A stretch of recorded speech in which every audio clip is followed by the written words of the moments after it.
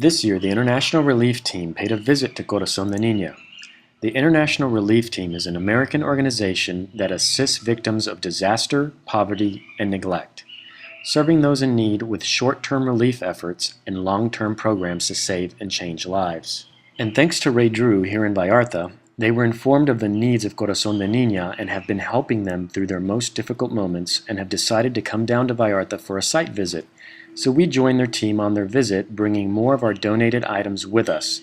We try to make a point of asking all our guests to clean out their closets and bring down their unwanted clothing for the orphanage to sell in their bazaar, which helps supplement their income and put food on the table.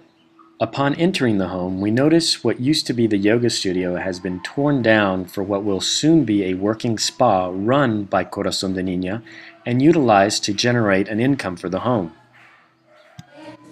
We find the girls engaged in one of their extracurricular activities. They get weekly music lessons, and it's obvious that they are enjoying them. The young boy singing is Juan Jr. Juan's son has become the home's big brother, and these music lessons have unleashed a surprising hidden talent. Juan and his son offer the girls a positive male figure in their lives, which previously many of the girls had a negative view of men considering the abuse they have suffered prior to coming here.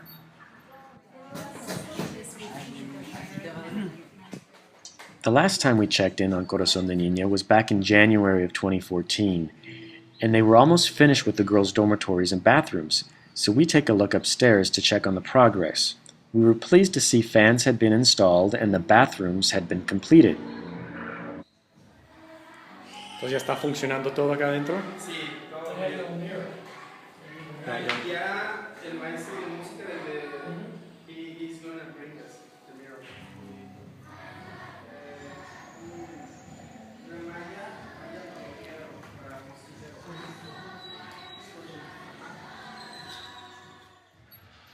Juan then showed us the area outside the dormitories and above what will be the spa, where you currently see a wall.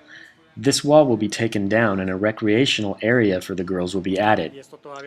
We then take a look behind the dormitories to see the counseling room, which they still need to build a staircase to.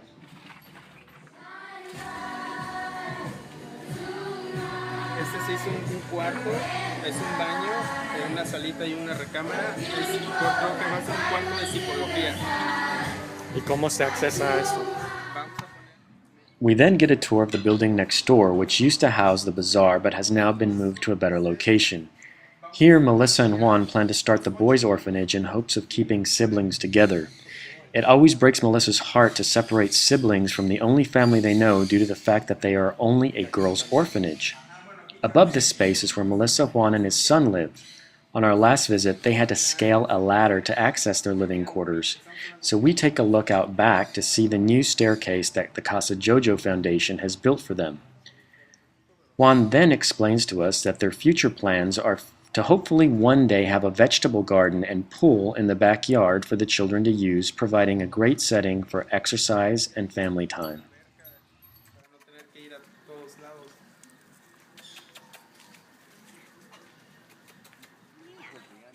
One of the most recent contributions from the International Relief Team was $18,000 to purchase an automobile, considering they had no transportation and were taking buses everywhere.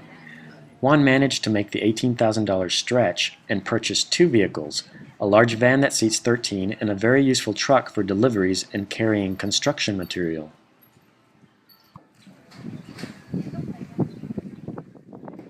On our visit, it became quite clear that what Melissa and Juan have created here is more than just an orphanage. It's a home where children can feel safe, loved, and heal. As I looked around, it was no different from any other family other than the size and the fact that no one was watching television, texting, or playing video games. The children were reading, having conversations, interacting, and even cooking. I know families that could learn a thing or two about family time from this group of children. There is definitely something to be said about how Melissa and Juan are raising these girls and changing the way orphanages have traditionally been operated in Mexico. If you would like to help keep this home going and enable them to reunite some of these young girls with their brothers, allowing them to grow up together, offering their brothers the same chance at happiness and tranquility with great opportunities for the future, and possibly saving them from whatever saddening conditions they are currently in, you can make a contribution today at the Casa Jojo Foundation. In order for this expansion to happen, the home needs to be in a financially secure position with a hired staff to support the needs of the children, something beyond relying on volunteer help. So aside from a one-time donation, which the home is very grateful for, they are also looking for donors who would be committed to making regular donations on a monthly basis. What Casa Jojo would like to help happen is to find donors who are interested in legacy planning, which is essentially planning for Corazon de Niña in your will or estate. Most successful charitable organizations have endowments created by legacy giving.